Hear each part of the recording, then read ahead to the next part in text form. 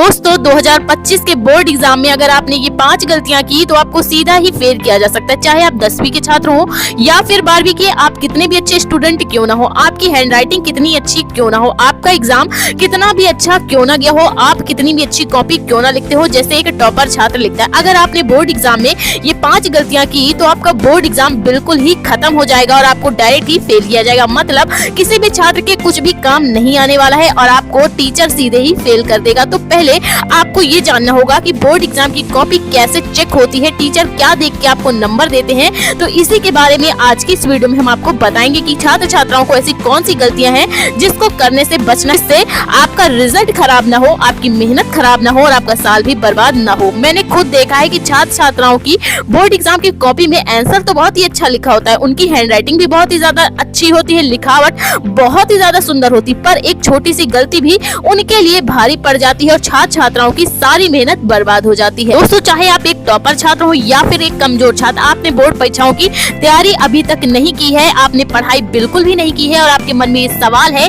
कि पढ़ाई तो बिल्कुल भी नहीं की, अब बोर्ड परीक्षा में बिना पढ़े हम पास कैसे करें, क्योंकि एक टॉपर छात्र पूरे साल भर बोर्ड परीक्षाओं की अच्छे से तैयारी करता है, लेकिन एक कमजोर रहने वाला परीक्षार्थी बोर्ड परीक्षा की इतने अच्छे से तैयारी नहीं कर पाता। बोर्ड एग्जाम को अच्छे से अच्छे अंकों के साथ पास करने का तरीका क्या होगा, तो आपने बिल्कुल ही सही जगह विजिट किया। आज हम आपको ऐसी निंजा टेक्निक समझाएंगे जिससे आप बोर्ड परीक्षा में पास भी होंगे और एक टॉपर छात्र भी बनेंगे। बस इस वीडियो को आखिर तक देखते रहना, इसका समय कहीं और बर्बाद बिल्कुल भी मत करना। हम आपको 100% यकीन दिलाते हैं कि अगर आपने इस वीडियो में बताए गए तरीकों को फॉलो कर लिया तो आपने अगर बिल्कुल भी तैयारी नहीं की तब भी आप पास कर पाएंगे, 100% कर सकते हैं, ये तो गारंटी है।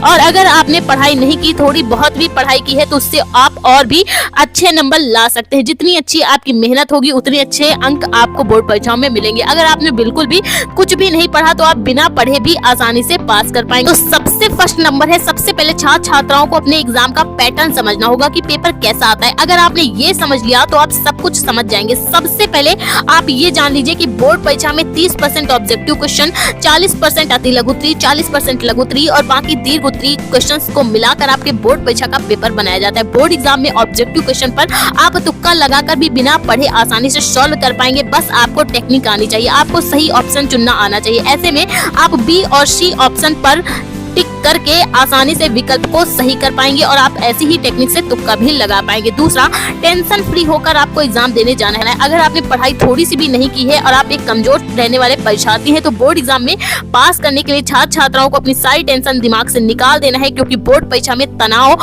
आपसे गलतियां करवा देगा। पहले ही आपने बहुत ही बड़ी गलती कर दी है कि समय रहते आपने बोर्ड एग्जाम की तैयारी नहीं की है। और दूसरी चिंता, एग्जाम को लेकर इस गलती को दोहराए बिल्कुल भी नहीं तो आपको नुकसान उठाना पड़ेगा और बोर्ड परीक्षा में आप फेल कर दिए जाएंगे और आप अच्छे अंकों के साथ बोर्ड परीक्षा पास ही नहीं कर पाएंगे। आप अपने माइंड में एक फ्री सेटअप बना लीजिए कि अब जो होगा देखा जाएगा, क्योंकि एक पॉजिटिव माइंड ही आपके पॉजिटिव रिजल्ट की नींव है और आप अच्छा रिजल्ट स्कोर कर पाएंगे। थर्ड नंबर है, जितना समय बचा है हैंड राइटिंग सुधारे। दोस्तों अब आपके पास बोर्ड परीक्षाओं के लिए बहुत ही कम समय शेष बचा है। अब ऐसे में आपके पास जितने भी दिन बचे हैं उसमें आप हैंड राइटिंग सुधारने का प्रयास करें। अगर आपकी हैंड राइटिंग बहुत ही ज्यादा गंदी बनती है तब भी कोई बात नहीं, उसका भी उपाय हमारे पास है। आपको एक पेन का गैप देकर रोजाना 3 से 4 पेज लिखना शुरू करना है। संभव हो तो अपने सिलेबस से रिलेटेड ही आप रफली लिख सकते हैं, हैंड राइटिंग सुधर भी जाएगी और आपको कुछ बातें याद भी हो जाएंगी। ये आपके लिए बहुत ही बड़ा बेनिफिट होगा। बस आपको अपने दिमाग में ये रखना है कि जो कॉपी चेक करने वाला एग्जामिनर है उस पर आपको अपनी लिखावट यानी साफ सुथरा और बेहतरीन हैंड राइटिंग का प्रदर्शन करना है,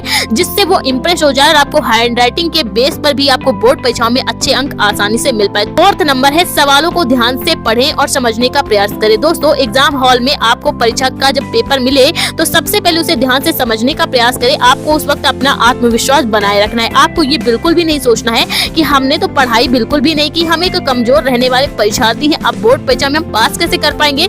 तो आपको ये सब बिल्कुल भी नहीं सोचो। एग्जाम में इस प्रकार की निगेटिव सोच आपको अपने माइंड में बिल्कुल भी नहीं लानी है। हमेशा माइंड में यही रखना है कि आप अकेले ऐसे छात्र नहीं हैं जिसने कुछ भी पढ़ाई नहीं की। हजारों ऐसे परीक्षार्थी आती हैं जो कि बोर्ड परीक्षाओं में आपसे भी पीछे हैं और बोर्ड एग्जाम दे रहे हैं। 5वां है सवालों के जवाब देने में विशेष ध्यान दे। अब बारी आती है सवालों का आंसर लिखने की। इसके लिए सबसे पहले प्रश्न को 2 से 3 बार अच्छे से पढ़ें, समझने का प्रयास करें और क्वेश्चन में जो शब्द पूछे गए हैं उनके अर्थ समझने का प्रयास करें। उससे आपको आइडिया मिल जाएगा उस सवाल के बारे में। आपने जो भी जितना भी आप जानते हैं, जैसे भी जानते हो, उन्हें अपने शब्दों में लिख डालें। कई ऐसे क्वेश्चन होते हैं जिनके आंसर उसी क्वेश्चन में छुपे होते हैं। बस जरूरत होती है क्वेश्चन को अच्छी तरह से समझने की, तो आपको गलती बिल्कुल भी नहीं करनी है। तो ये ऐसी 5 गलतियां हैं जो कि छात्र छात्राओं को करने से बचना है। एग्जाम खराब ना हो, आपकी मेहनत खराब ना हो और आपका साल भी बर्बाद ना हो और बोर्ड परीक्षा में आप अच्छे से अच्छे अंकों के साथ बोर्ड परीक्षा पास भी कर पाए।